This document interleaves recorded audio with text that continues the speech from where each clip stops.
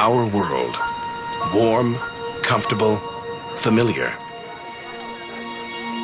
But when we look up, we wonder, do we occupy a special place in the cosmos? Or are we merely a celestial footnote? Is the universe welcoming or hostile? We could stand here forever wondering. Or we could leave home on the ultimate adventure.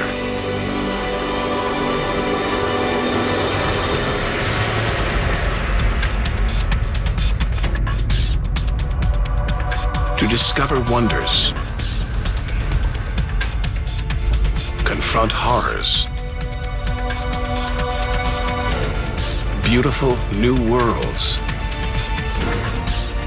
malevolent dark forces,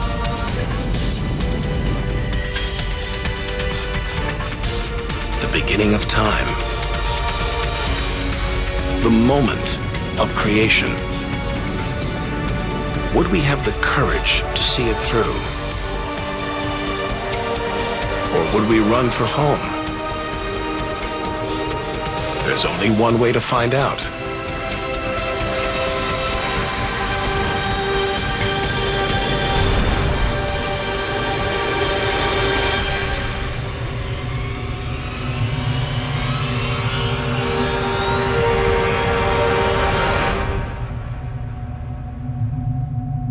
Our journey through time and space begins with a single step. At the edge of space, only 60 miles up, just an hour's drive from home. Down there, life continues. The traffic is awful, stocks go on trading, and Star Trek is still showing.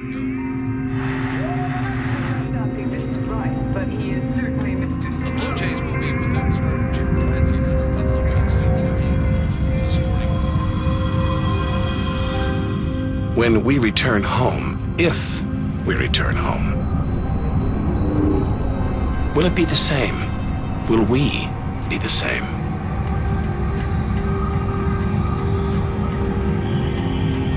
We have to leave all this behind to dip our toes into the vast dark ocean.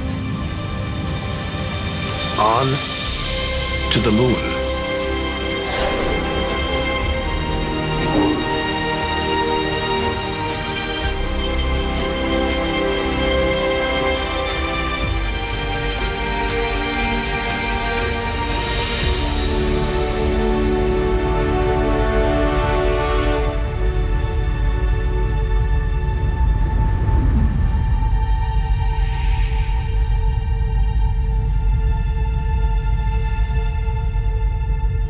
Dozens of astronauts have come this way before us.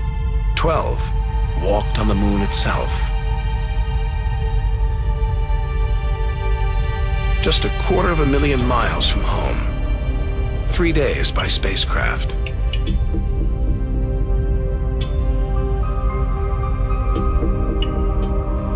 Barren.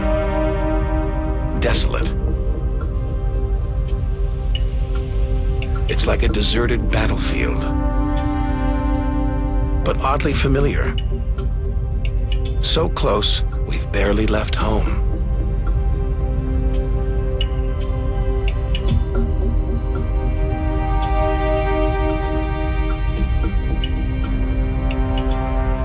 Neil Armstrong's first footprints. Looks like they were made yesterday. There's no air to change them. They could survive for millions of years. Maybe longer than us.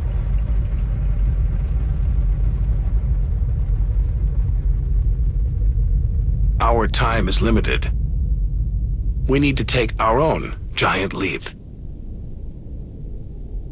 1 million miles, 5 million, 20 million miles. We're far beyond where any human has ever ventured. Out of the darkness, a friendly face. The goddess of love, Venus. The morning star, the evening star, She can welcome the new day in the east, say goodnight in the west.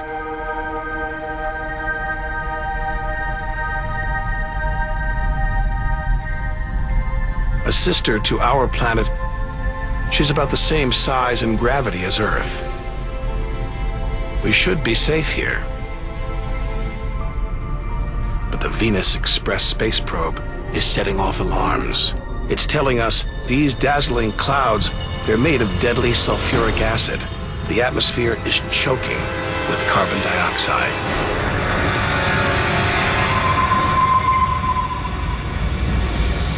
Never expected this. Venus is one angry goddess. The air is noxious, the pressure unbearable. And it's hot, approaching 900 degrees.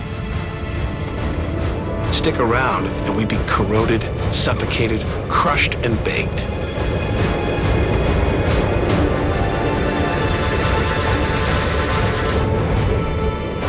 Nothing can survive here. Not even this Soviet robotic probe. Its heavy armor's been trashed by the extreme atmosphere.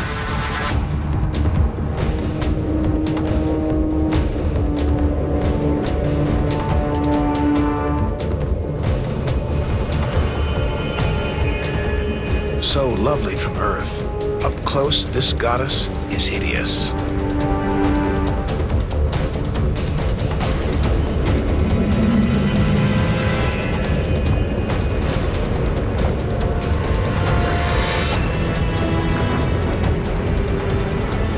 She's the sister from hell, pockmarked by thousands of volcanoes.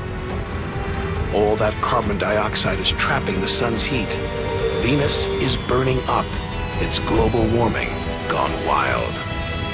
Before it took hold, maybe Venus was beautiful, calm, more like her sister planet Earth. So this could be Earth's future. Where are the twinkling stars, the beautiful spheres gliding through space? Maybe we shouldn't be out here. Maybe we should turn back. But there's something about the sun, something hypnotic, like the Medusa, too terrible to look at, too powerful to resist. Luring us onwards, on, like a moth to a flame. Wait, there's something else, obscured by the sun. It must be Mercury. Get too close to the sun, this is what happens. Temperatures swing wildly here. At night, it's minus 275 degrees. Come midday, it's 800 plus. Burnt, then frozen.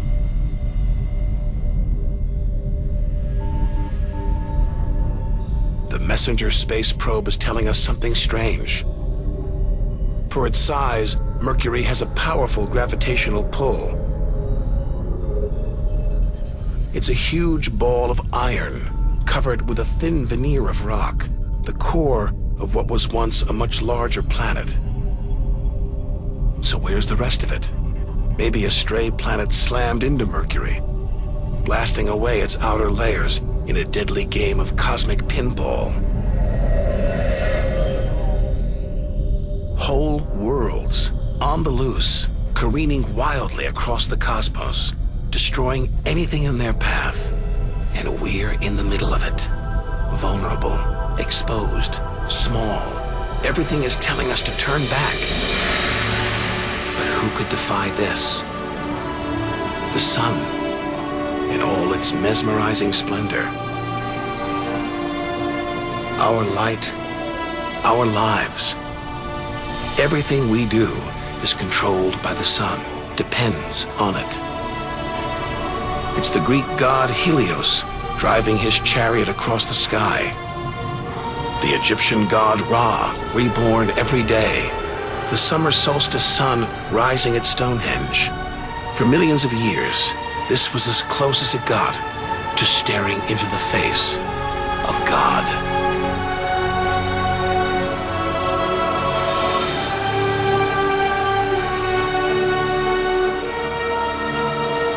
so far away. If it burned out, we wouldn't know about it for 8 minutes. It's so big, you could fit 1 million Earths inside it.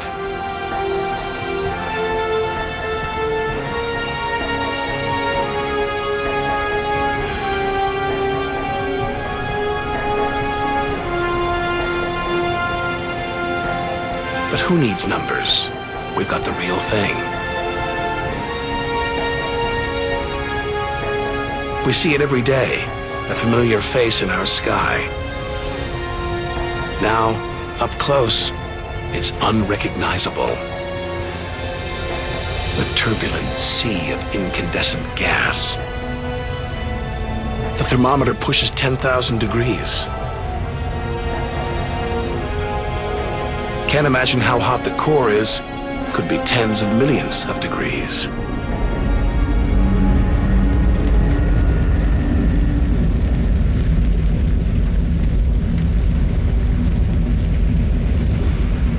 Hot enough to transform millions of tons of matter into energy every second.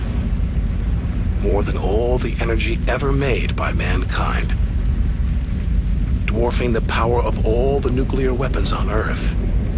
Back home, we use this energy for light and heat. But up close, there's nothing comforting about the sun. Its electrical and magnetic forces erupt in giant molten gas loops. Some are larger than a dozen Earths, more powerful than 10 million volcanoes.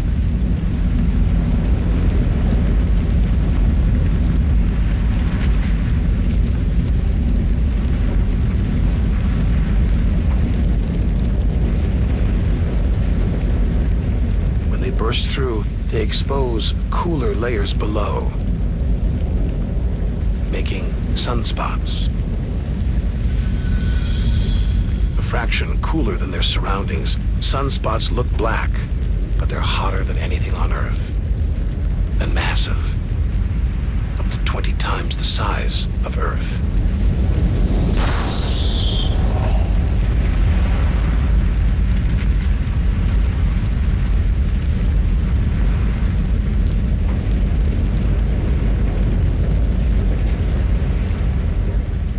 One day, all this will stop.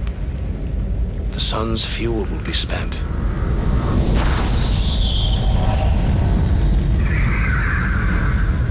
And when it dies, the Earth will follow.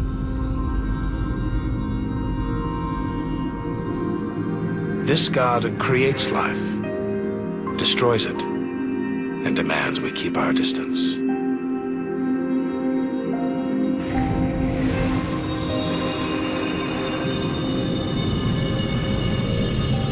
This comet strayed too close. The sun's heat is boiling it away, creating a tail that stretches for millions of miles.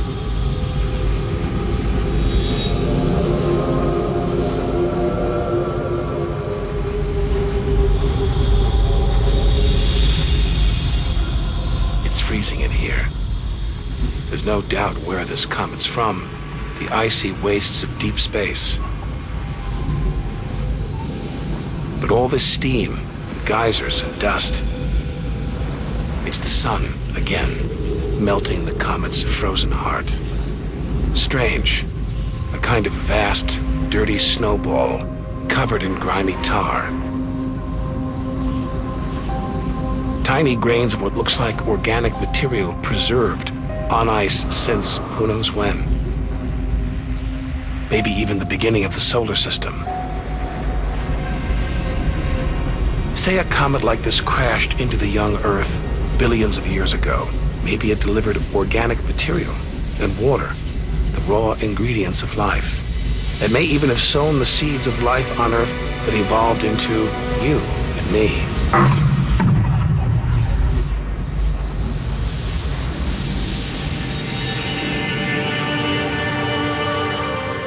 Let's say it crashed into the Earth now.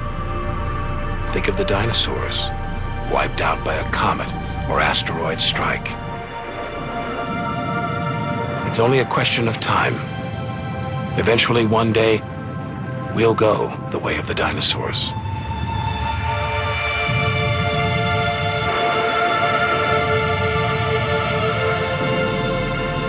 If life on Earth was wiped out, we'd be stuck out here, homeless, adrift in a hostile universe.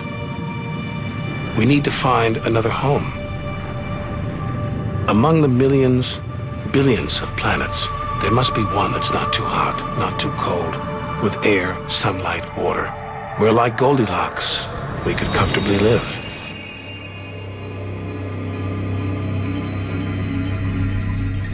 The Red Planet.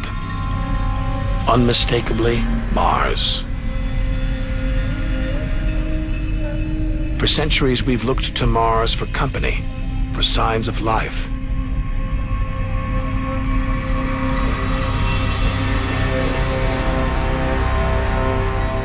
Could there be extraterrestrial life here?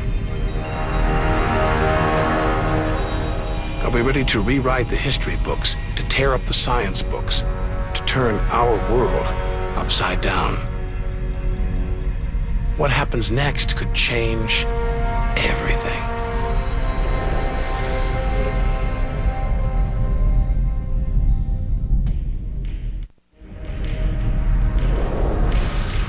Mars is the planet that most captures our imagination. Think of B-movies, sci-fi comics.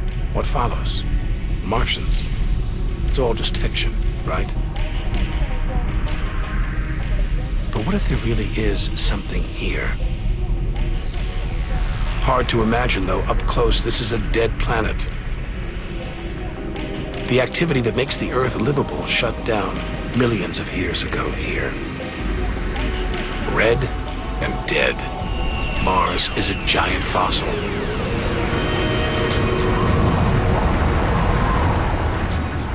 Wait. Something is alive. A dust devil. A big one. Bigger than the biggest twisters back home. There's wind here. And where there's wind, there's air. Could that air sustain extraterrestrial life?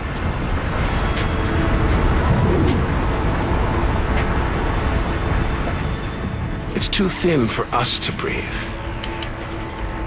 And there's no ozone layer. Nothing to protect us against the sun's ultraviolet rays.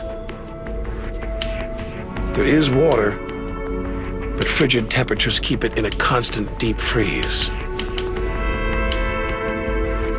It's hard to believe anything could live here.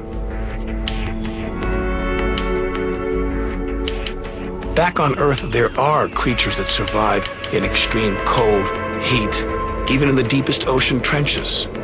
It's as though life is a virus. It adapts, spreads. Maybe that's what we're doing right now, carrying the virus of life across the universe.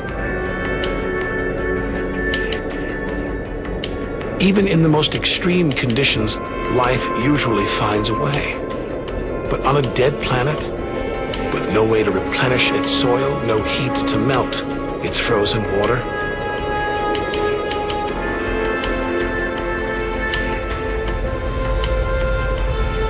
all this dust, it's hard to see where we're going.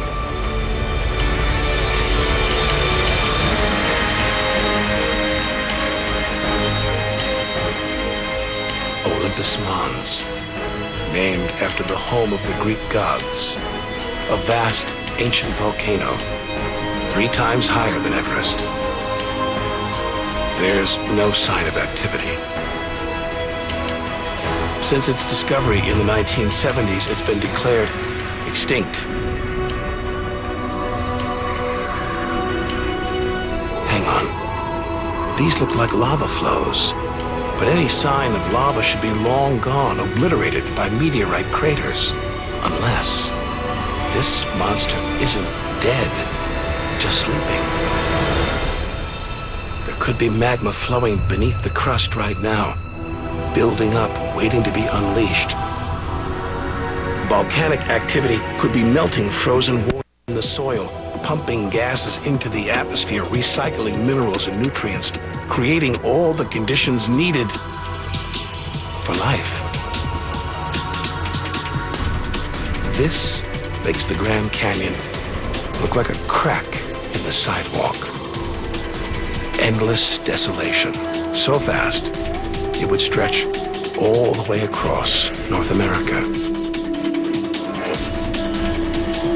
But here, signs of activity, erosion, and what looks like dried up riverbeds. Maybe volcanic activity melted ice in the soil, sending water gushing through this canyon. Underground volcanoes could still be melting ice, creating water. And where there's water, there could be life.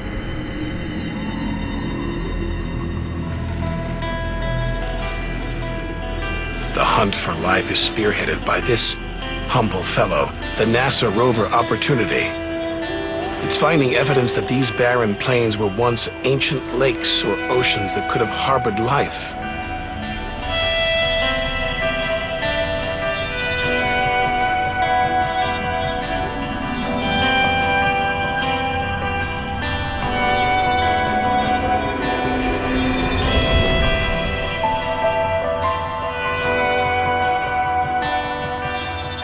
Look at those gullies. Probes orbiting Mars keep spotting new ones. More proof that Mars is alive and kicking. That water is flowing beneath its surface right now. Water that could be sustaining Martian life.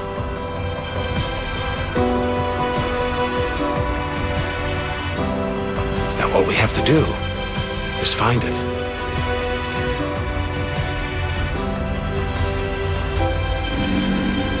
Maybe we've already found what we're looking for on Earth.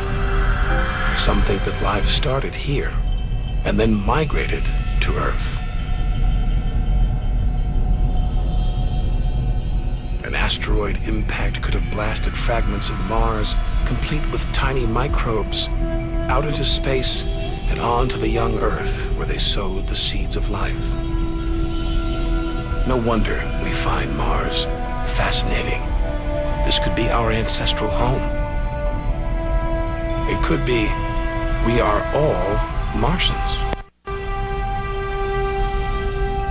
The Mars we thought we knew is gone, replaced by this new active changing planet. And if we don't know Mars, our next door neighbor, how can we imagine what surprises lie ahead?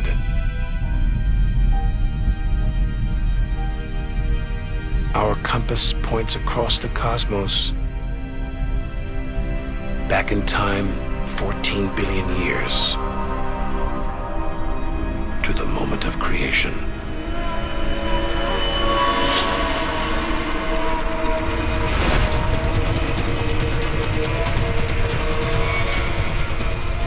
This is getting scary. It's like being inside a giant video game.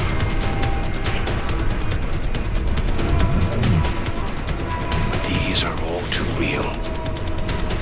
Asteroids, some of them hundreds of miles wide. This one must be about 20 miles long. And there, perched on it, a space probe. Can't have been easy parking on an asteroid traveling at 50,000 miles an hour. It's a lot of effort just to investigate some rubble. Rubble that regularly collides, breaks up, and rains down on Earth as meteorites. Our ancestors saw shooting stars as magical omens, and they were right. Rubble like this came together to make the planets, including our own. Pretty magical. By dating the meteorites found on Earth, we can tell the planets were born 4.6 billion years ago. These are the birth certificates of our solar system. For some reason, these rocks didn't form into a planet. Something must have stopped them. Something powerful.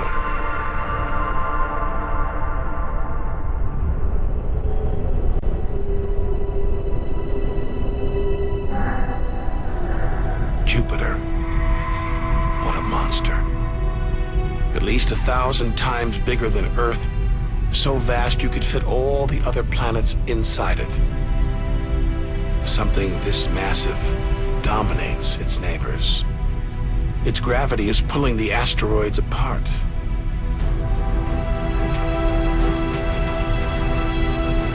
And it's breathtaking.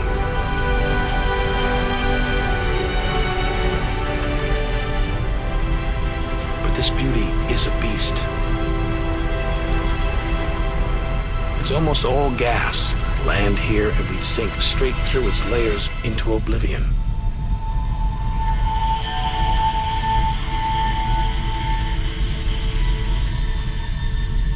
And Jupiter's good looks, the product of ferocious violence. It's spinning at an incredible rate, whipping up winds to hundreds of miles an hour, contorting the clouds into stripes, eddies, whirlpools.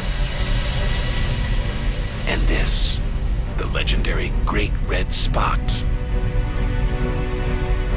The biggest, most violent storm in the solar system. At least 3 times the size of Earth, it's been raging for over 300 years. All these churning clouds must have sparked an electrical storm.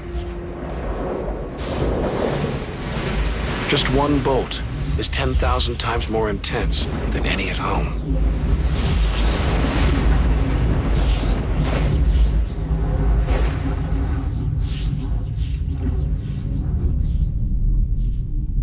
Looks like the safest place to see Jupiter is from a distance. Up there at the poles, those dancing lights, they're like the auroras back home. But the Geiger counter is going wild. Even these are deadly, generated by lethal radiation.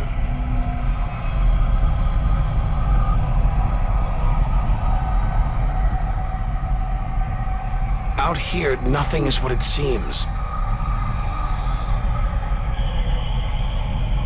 The universe is full of terrors, traps,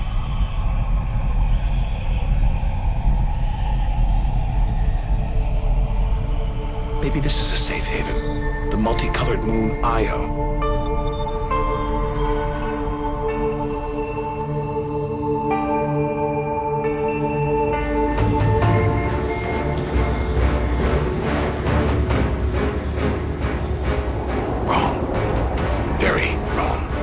Those brilliant colors are molten rock, volcanoes, spewing lava.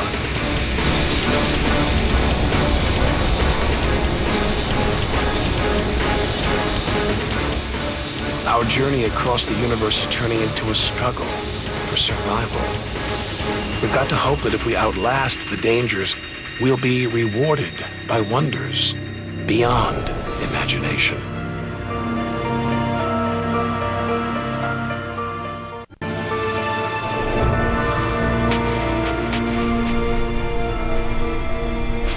Million miles from Earth. Flying a commercial airliner here would take nearly a century.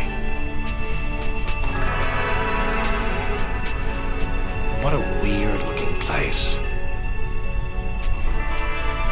And yet, strangely familiar. A bit like the Arctic, with all that ice, all those ridges and cracks.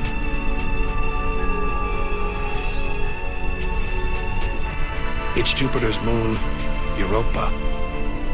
And maybe like the Arctic, this ice is floating on water, liquid water. But we're 500 million miles from the sun. Surely Europa is frozen solid.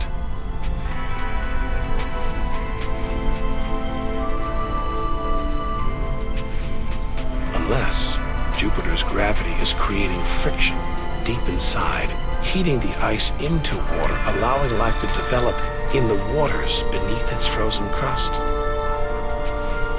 we might be feet away from aliens.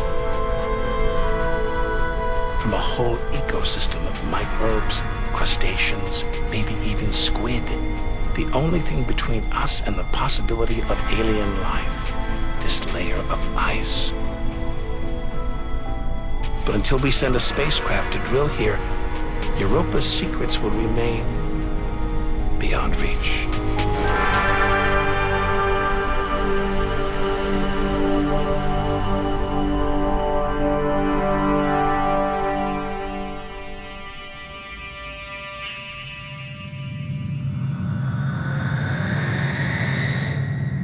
It's captivated our imaginations, haunted our dreams.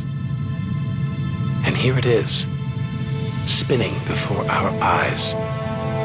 Saturn, named for the Roman god who reigned over a golden age of peace and harmony.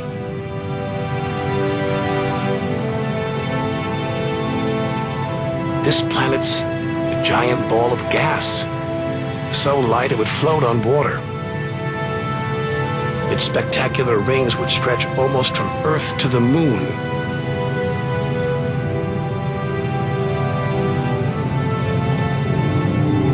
There's the Cassini orbiter. It's picking up ghostly radio emissions, probably generated by auroras around Saturn's poles. This is the real music of the spheres. Cassini's telling us where these rings came from. They're the remnants of a moon shattered by Saturn's gravitational pull. Incomparable beauty from total destruction.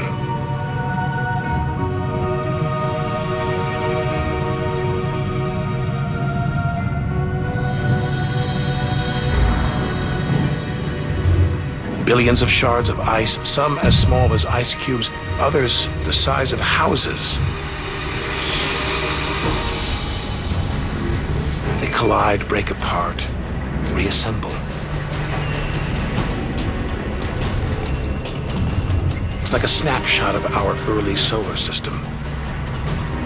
As dust and gas orbited the newly born sun, and gravity worked its magic, pulling the lumps together until from space trash like this, our home emerged.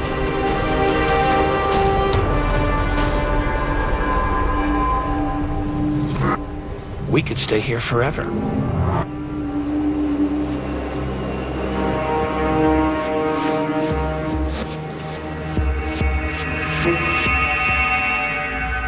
But there's so much further to go, so much more to see. Like this moon wrapped in thick clouds. Titan.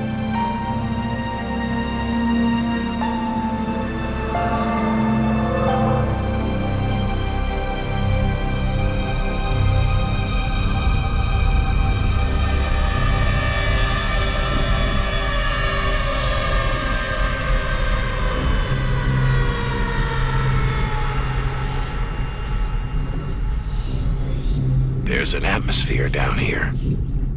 There's wind, rain, even seasons. Rivers, lakes, and oceans. It looks so familiar, so similar to Earth.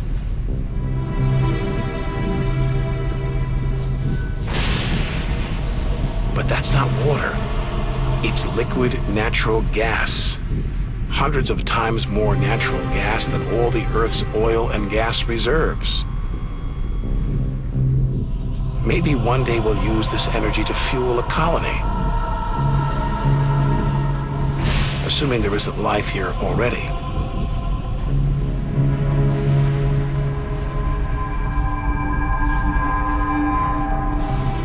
The Huygens space probe is here to find out. It's telling us there's organic material in the soil, but it's so cold, minus 300 degrees. There's no way life could develop. Unless Titan warms up. The sun is supposed to get hotter. When it does, maybe life will spring up here, just like it did on Earth. And as the Earth gets too hot for us, maybe we'll move to Titan. One day we might call this distant land home.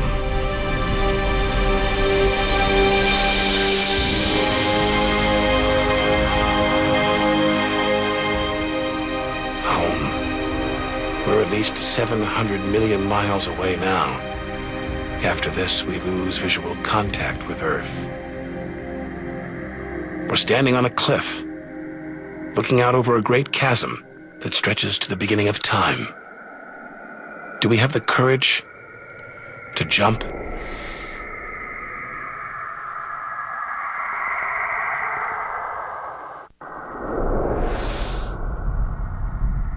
We're in the solar system's outer reaches. Unseen from Earth, unknown for most of history. It's like diving into the depths of the ocean.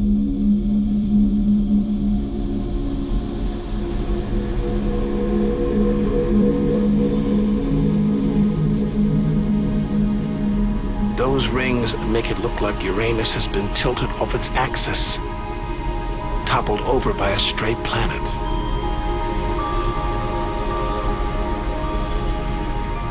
It's eerie out here. Already beginning to feel small, lonely. Maybe this is how we'll feel at the edge of the universe.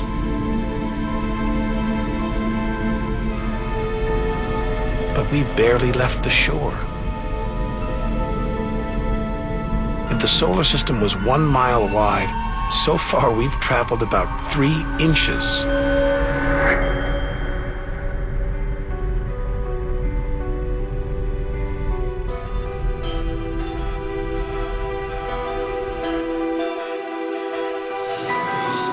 Out of the deep, another strange beast, the god of the sea, Neptune. This world is covered in methane gas, and a storm as big as Earth, whipped up by savage 1,000-mile-an-hour winds. Back home, it's the sun that drives the wind. But Neptune's far away. Something else must be creating these ferocious winds. But what?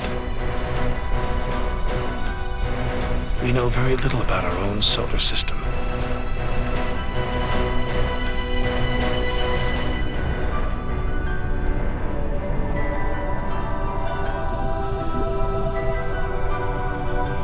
After all those balls of gas, a solid moon. Triton. Solid, but not stable. Just look at those geysers, cosmic smokestacks, pumping out strange soot. And this moon is revolving around Neptune in the opposite direction of the planet's spin. A cosmic battle of wills that this angry moon is destined to lose. Neptune's massive gravity is pulling on Triton, slowing it down, reeling it in. One day, it will be ripped apart by Neptune. And that's it. No more moons, no more planets in our solar system. It's getting colder. We're getting further from the sun, slipping from the grip of its gravitational tentacles. But this isn't a void. It's teeming with frozen rocks, like Pluto.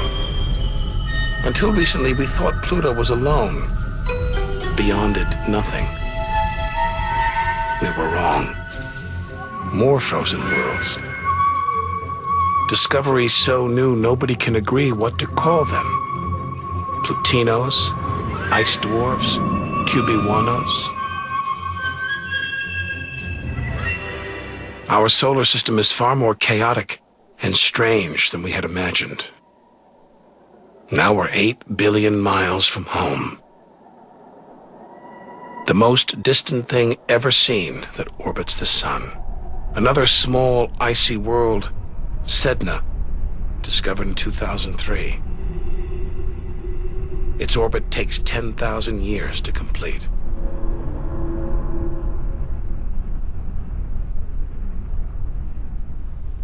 Hang on. There's something else out here. 10 billion miles from home, the space probe Voyager 1. This bundle of aluminum and antennae give us close-up views of the giant planets and discovered many of their strange moons. It's traveling 20 times faster than a bullet, sending messages home.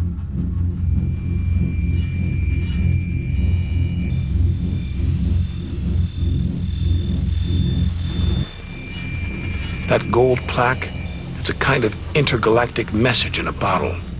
A greeting recorded in different languages. Hello from the children of planet Earth. Hola, saludos a todos. And a map showing how to find our home solar system. The great physicist Stephen Hawking thinks it was a mistake to roll out the welcome mat. After all, if you're in the jungle, is it wise to call out?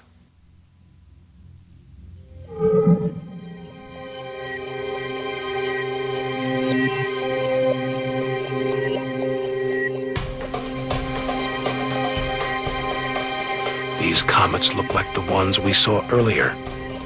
There's a theory that the raw materials for life began out here on a rock like this until something dislodged it, sending it hurtling towards the Earth. And seeing all this ice, maybe comets carried water to Earth too. The water in the oceans, in your body. All from this distant celestial ice machine.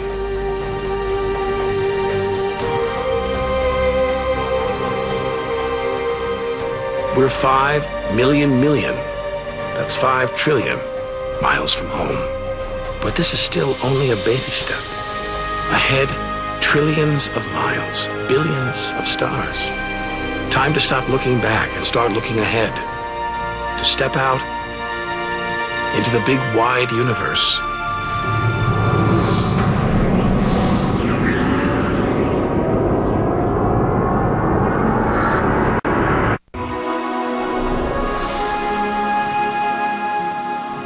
Interstellar space.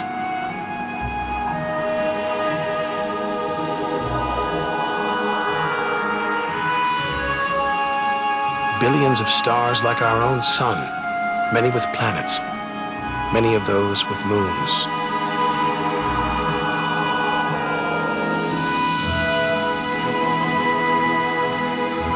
It's hard to know which way to go. There are infinite possibilities. We're going to need a serious burst of acceleration.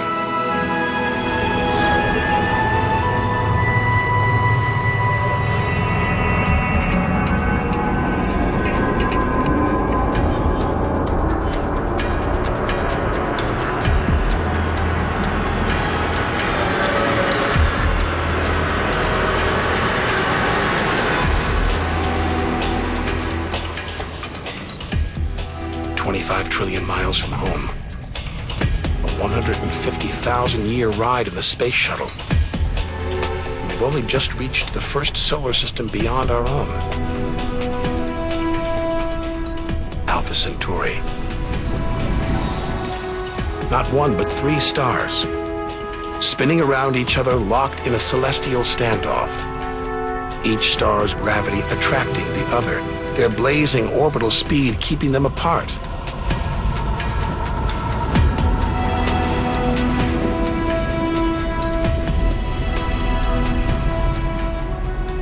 Get between them and we'd be vaporized. Trillions of miles from home. So far that miles are becoming meaningless. Out here we measure in light years. Light travels 6 trillion miles a year, so we are over 4 light years from home. Distances so vast, they're mind-boggling.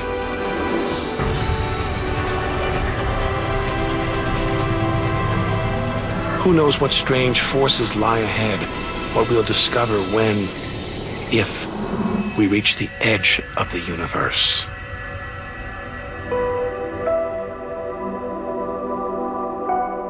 Ten light years from Earth, the star Epsilon Eridani.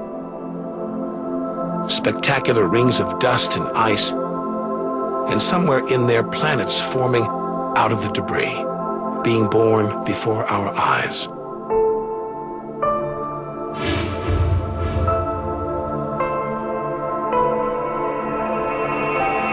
Asteroids and comets everywhere.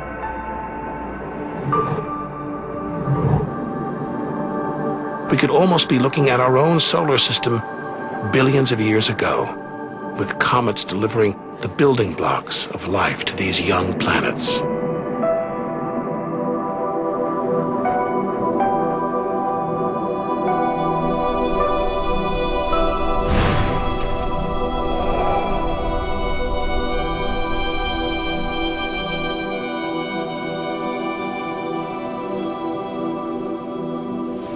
At the center of all the action, a star smaller than our sun, still in its infancy. Any life in this solar system would be primitive at best.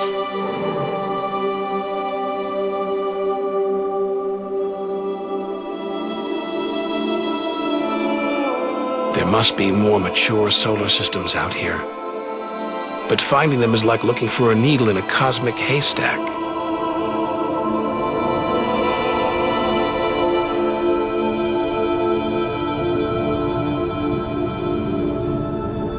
"20 light years from Earth. Star Gliese 581.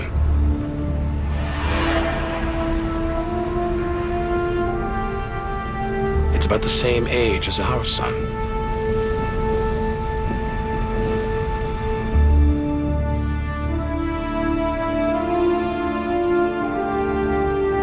This planet is just the right distance from its sun.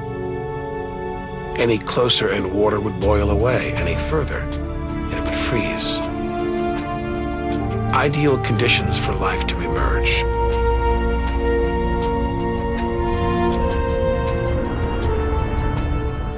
And if a comet has struck, delivering water and organic materials, then life, complex beings like us, even civilizations like our own, could be down there, right now.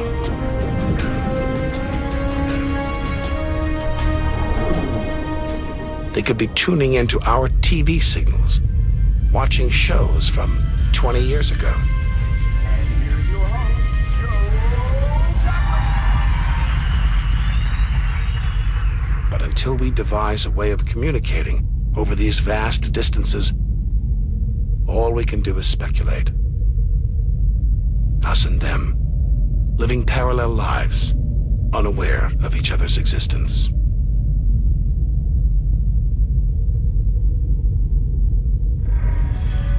Unless life has come and gone.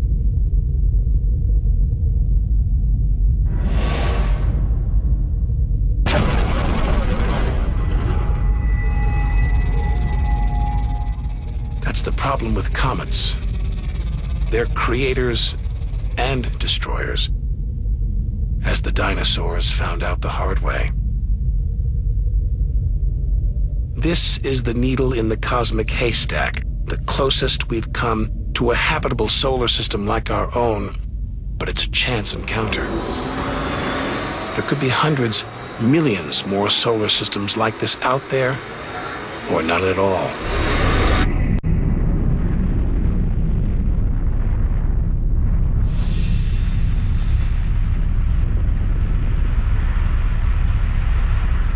Some of the atmosphere on this planet, Bellerophon, is being boiled away by its nearby star.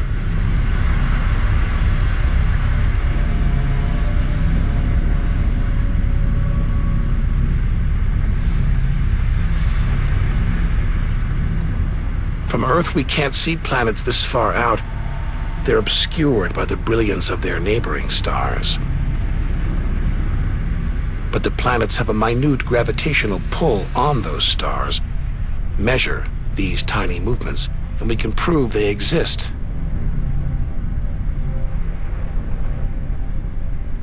That's how we tracked down Bellerophon in the 1990s.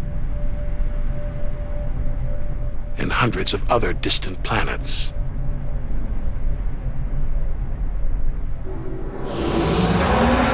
"65 light years from Earth.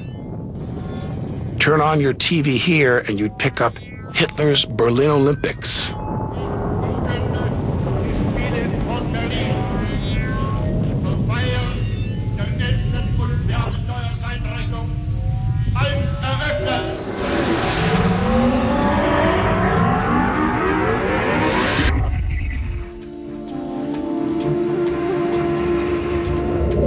Twin stars of Algol, known to the ancients as the Demon Star. From Earth, it appears to blink as one star passes across the other. Up close, it's even stranger. One star is being sucked towards the other.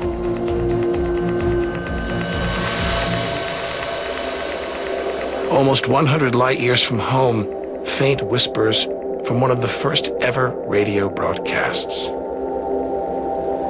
appreciate it if anyone hearing this broadcast would communicate with us. We are very anxious to know how far the broadcast is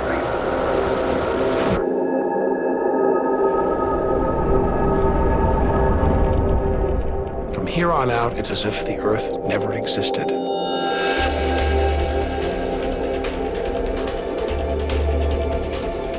Feels like a lifetime since we stood on that beach, looking up at the sky, wondering where and how we fit in.